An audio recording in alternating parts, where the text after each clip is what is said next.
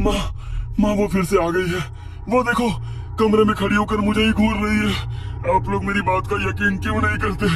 वो ले जाएगी मुझे। तेरे कमरे में कोई नहीं है बेटा, तुझे वहम हो रहा है। दवाइयाँ खाकर सो जा मेरे बच्चे, कुछ नहीं है यहाँ। नहीं, कोई दवाई नहीं खानी मुझे। आप लोग बार बार नींद की दवाइयाँ खिलाकर मुझे सुला देते हो। वो यही है, मेरे आसपास ही है। उसका पूरा शरीर जगह जगह से कटा फटा है, आंखों से खून बह रहा है। मैं जितना चिल्लाता हूँ उतना ही मुस्कुराती है वो। देखो अभी भी मुझे देखकर मुस्कुरा रही है। पता नहीं क्या हो गया है मेरे बच्चे को। जरूर कोई बुरी आत्मा है जो इसे दिखाई दे रही है। मैं आज ही इसके लिए बड़े पंडित जी के पास जाकर धागा बनवा कर लाती हूँ।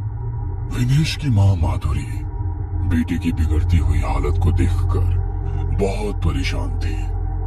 इसलिए उसी दिन वो बड़े पंडित जी के पास जाती है और एक धागा लाकर अपने बेटे की बाजू में बांध देती है। विनेश के अचानक से बदलते हुए व्यवहार को कोई नहीं समझ पा रहा था। उसे अपने आसपास कोई ऐसी लड़की दिखाई दे रही थी जिसे परिवार में बाकी कोई भी नहीं देख पा रहा था। रात का समय था। विनेश अपने कमरे में आराम कर रहा था। आधी रात के समय विनेश की छोटी बहन रिंकी को प्यास लगती है और वो पानी पीने के लिए रसोई की तरफ जाने लगती है। अचानक ही उसे भाई के कमरे से कुछ अजीब सी आवाजें सुनाई देती है। उन आवाजों को सुनकर रिंकी घबराकर विनेश के कमरे के दरवाजे पर जाती है, लेकिन दरवाजा अंदर से बंद था। वो दौड़कर कमरे की खिड़की पर पहुंचती है तो देखती है सामने उसका भाई बालकनी की मुंडेर पर खड़ा हुआ नीचे देख रहा है। अचानक वो मुड़कर अपनी बहन की तरफ देखता है। उसके चेहरे पर एक भयानक सी मुस्कान थी जिसे देखकर रिंकी का दिल दहल गया था। इससे पहले कि रिंकी कुछ कर पाती, विनेश वहां से नीचे कूद जाता है। एक क्षण के लिए रिंकी की आंखों के आगे अंधेरा छा गया था। अगले पल रिंकी के मुंह से एक भयानक चीख निकलती है जिसे सुनकर रिंकी के माँ बाप दौड़ते हुए वहां पहुंच जाते हैं। रिंकी अपना सर घुटनों में छुपाए लगातार रोए जा रही थी। किसी तरह सुबकते हुए उसने उंगली से विनेश के कमरे की ओर इशारा किया और एक बार फिर से फूट फूट कर रोने लगी। कुछ पलों में विनेश के साथ हुई अनहोनी के बारे में घर में सभी लोग जान चुके थे और चारों ओर अफरा तफरी मच गई थी। 3 दिन बाद काश के कुछ दिन पहले ही मैं उसे पंडित जी के पास ले जाती तो शायद आज मेरा बेटा जिंदा होता। अरे बस करो अपनी यंत्र तंत्र मंत्र की बातें। कोई भूत प्रेत नहीं दिखाई देता था उसे। दिमागी रूप से बीमार था तुम्हारा बेटा और इसी दिमागी बीमारी ने जान ली है तुम्हारे बेटे की। अच्छी तरह समझ लो इस बात को। तुम्हारे जैसे लोग ही समय पर इलाज करने की बजाय झाड़ फूक में समय वेस्ट कर देते हैं और उसके बाद जब बात हाथ से निकल जाती है तो सर पकड़कर रोते रहते हैं। गलती तो मेरी भी थी ना जो मैं तुम्हारी बातों में आ गया, लेकिन अब किया भी क्या जा सकता है। जो होना था वो तो हो गया। अब तो रिंकी ही हमारा सब कुछ है। रिंकी अभी बस 18 साल की थी। इतनी छोटी सी उम्र में उसने अपनी आंखों के सामने अपने भाई को मरते हुए देखा था। इस बात का उसके मन पर बहुत गहरा असर पड़ा था। इस घटना के बाद रिंकी ने किसी से भी बहुत ज्यादा मिलना जुलना हंसना बोलना कम कर दिया था। वो दिन रात सिर्फ अपने कमरे में बैठकर पढ़ाई करती रहती, मानो एक जुनून सवार हो गया था उसके सर पर। रिंकी बेटा, जो होना था सो हो गया। अब तेरे इस तरह कमरे में बंद होकर अकेले रहने से कुछ नहीं होगा। बेटा, घर से बाहर निकला करो, दोस्तों से मिला जुला करो। ऐसे कैसे चलेगा? मुझे साइकेट्रिस्ट बनना है माँ। उन सभी लोगों को ठीक करना है जिन्हें भाई की तरह मानसिक बीमारी है। मैं नहीं चाहती कि भाई की तरह दुनिया में अब कोई और अपनी जान इस बीमारी से गंवाए। 10 साल बाद अपनी मेहनत और डेडिकेशन के चलते रिंकी एक सक्सेसफुल साइकेट्रिस्ट बन चुकी थी।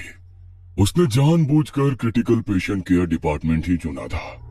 वो अपने दिन का ज्यादातर समय क्रिटिकली इल पेशेंट के साथ ही बिताती थी। हर एक मानसिक बीमारी से जूझ रहे पेशेंट में उसे अपना भाई विनेश दिखाई देता था। इसलिए ऐसे पेशेंट को ठीक करने में वो अपनी जान लगा देती थी।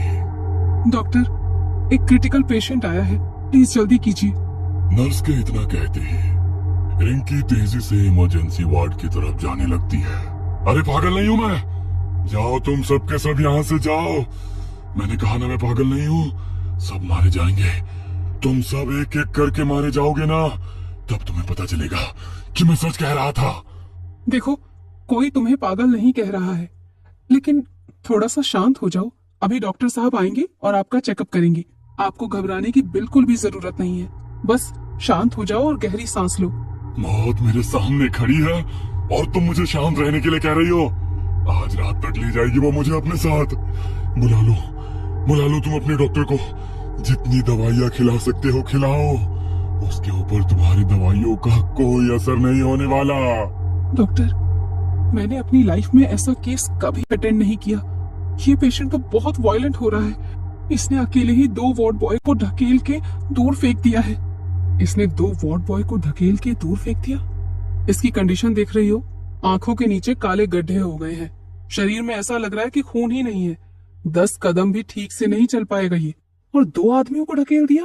वही तो मैं बोल रही हूँ ना डॉक्टर, मुझे तो ये कुछ और ही केस लग रहा है। तुम जाओ, जाकर अपना काम करो।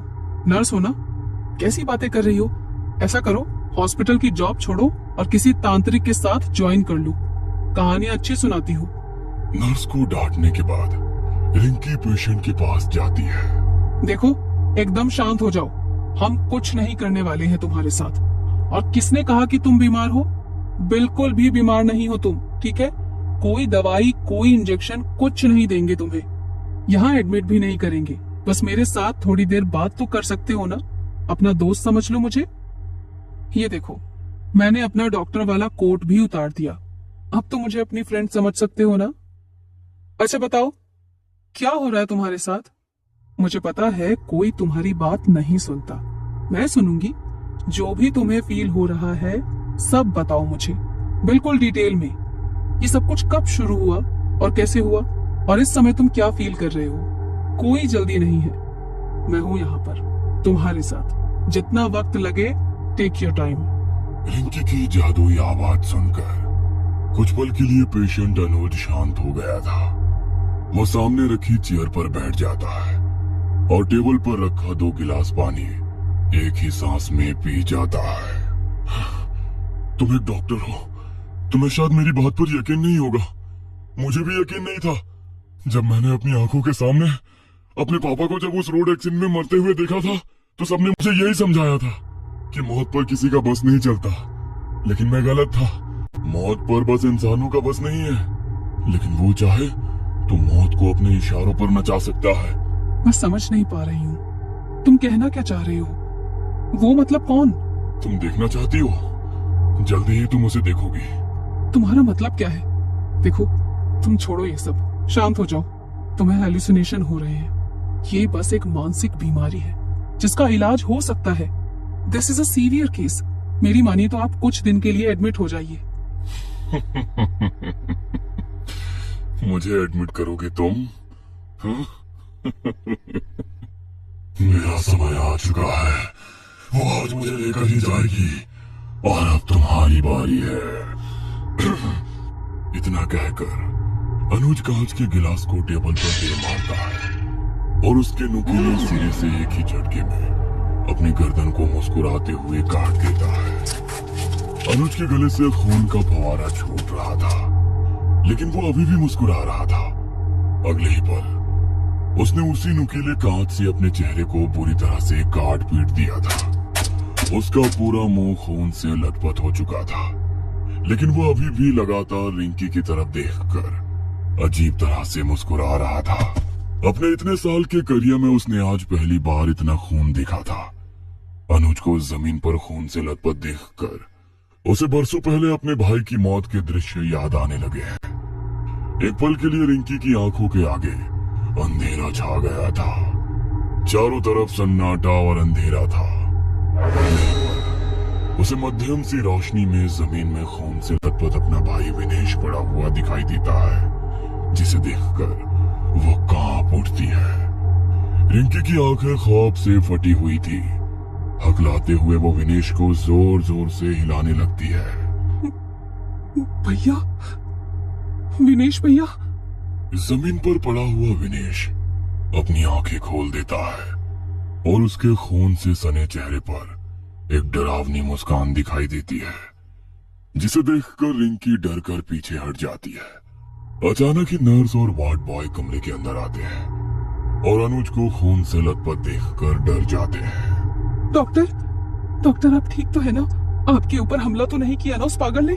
नहीं, मैं ठीक हूँ, तुम परेशान मत हो। अभी कुछ देर पहले घटी सारी घटना एक के बाद एक उसकी आंखों के सामने घूम रही थी।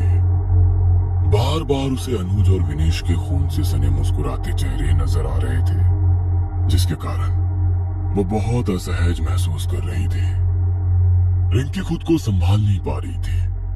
हॉस्पिटल से निकलकर वो सीधा अपने घर पहुंचती है और फिर एक कप कॉफी पीने के बाद सीधे अपने बिस्तर पर पहुंच जाती है। कुछ ही देर बीता होगा कि उसे दरवाजे की घंटी बजने की आवाज सुनाई देती है। रिंकी दरवाजा खोलती है तो वहां उसे बस एक छोटा सा लिफाफा दिखाई देता है। ये कौन रख गया है? न नाम है ना पता है। स्ट्रेंज। रिंकी लिफाफा खोलती है तो उसके अंदर रखे सामान को देखकर मानो उसकी सांसें हलक में अटकी रह जाती है। अंदर कुछ तस्वीरें थी जिन्हें देखकर रिंकी को अजीब सी घबराहट होने लगी थी। लिफाफे के अंदर पहली तस्वीर उसके पेशेंट अनुज की थी, दूसरी उसके भाई विनेश की और तीसरी उसकी खुद की। सभी तस्वीरों में एक असामान्य बात ये थी कि उन सभी के चेहरे बुरी तरह से कटे हुए थे और फिर भी वो मुस्कुरा रहे थे। इन 3 तस्वीरों के अलावा भी उसमें एक चौथी तस्वीर थी। रिंकी नहीं जानती थी कि वो चौथी तस्वीर किसकी है। मनोवैज्ञानिक होने के बावजूद रिंकी को महसूस हुआ जैसे डर से उसके हाथ पांव ठंडे पड़ रहे हैं। अपने हाथों को आपस में रगड़ते हुए वो फ्रिज से दूध निकालकर एक बार फिर कॉफी बनाने लगती है। रिंकी फ्रिज के डोर के रिफ्लेक्शन में खुद को देखने की कोशिश करती है, तभी उसे अपने पीछे किसी की इमेज फ्रिज के डोर में नजर आती है।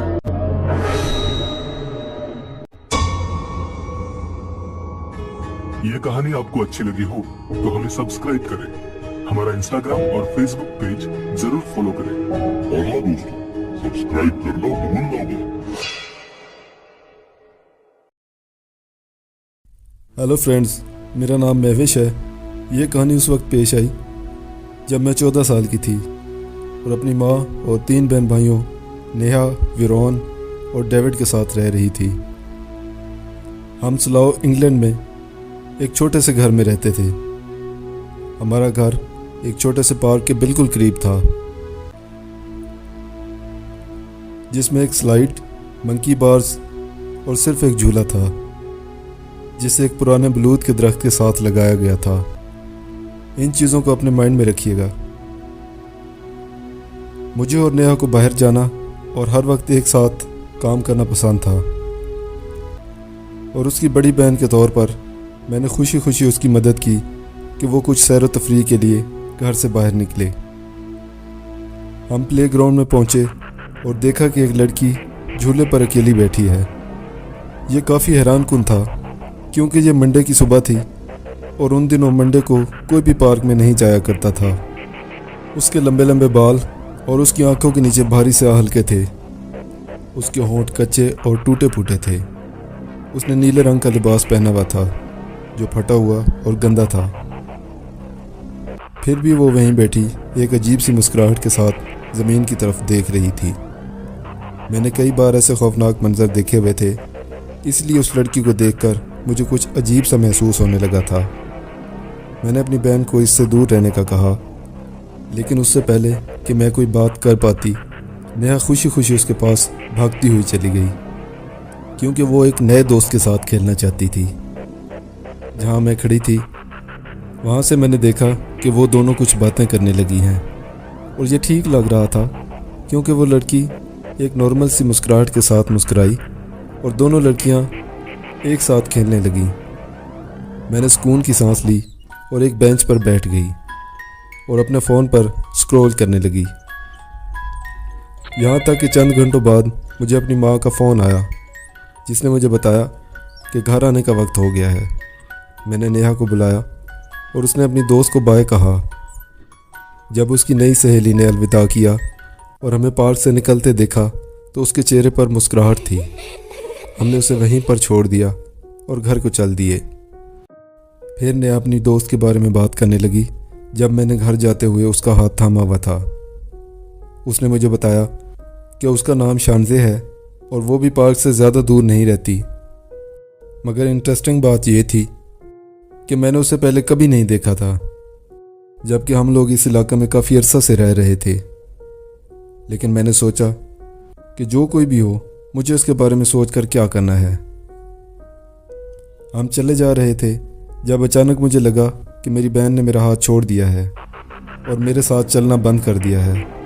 मैंने उसकी तरफ मुड़कर देखा तो वो दूसरी तरफ मुड़कर हिल रही थी और आहिस्ता आहिस्ता उसकी शक्ल पीली हो रही थी। उसका मुंह खौफ के मारे सख्ती से बंद था। मैंने उसको थोड़ा सा क्रॉस करके देखा और उसके पास गई और पूछा कि वो क्या देख रही है। जब मैंने अपना सर उसकी तरफ मोड़ा जिस चीज़ को वो देख रही थी, तो मैंने वहाँ जो भी देखा मेरा तो खून ही ठंडा हो गया। उस लड़की का पोस्टर एक खंबे पर लगा हुआ था जिस लड़की को हमने पार्क में देखा था। उसने वही नीला लिबास पहन रखा था जो उसने पार्क में पहना हुआ था और उस पोस्टर पर मर्डर लिखा हुआ था। और उस पोस्टर पर तस्वीर के साथ एक नंबर भी लिखा हुआ था जो कि उस लड़की के पेरेंट्स का था। मैं सोच में पड़ गई कि अगर लड़की मर गई थी तो हमने पार्क में किसको देखा। मैं अपनी बहन के साथ घर पहुंची और अपने भाइयों को इस वाक़ये के बारे में बताया, मगर वो तो हम पर हंसने लग गए और हमें पागल कहा। मैंने उस लड़की के पेरेंट्स के नंबर पर फ़ोन किया तो पता चला कि उनकी बेटी इसी पार्क में मुर्दा पाई गई थी। किसी ने इस छोटी बच्ची को मारा पीटा और किसी तेज धार आले से उस पर वार कर दिया। फिर उसकी लाश को बलूत के दरख्त के साथ झूले से लटका दिया। वो 2 हफ्ते पहले मुर्दा पाई गई थी। नेहा और मैं इस नई इन्फॉर्मेशन के बाद घबरा गए और फिर कभी इस पार्क में वापस नहीं गए।